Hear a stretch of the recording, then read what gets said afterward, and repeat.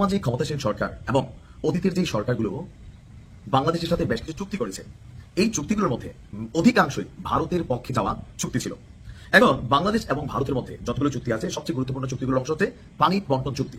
তো সেই পানি বন্টন চুক্তিগুলোর ম্যাক্সিমাম অসম।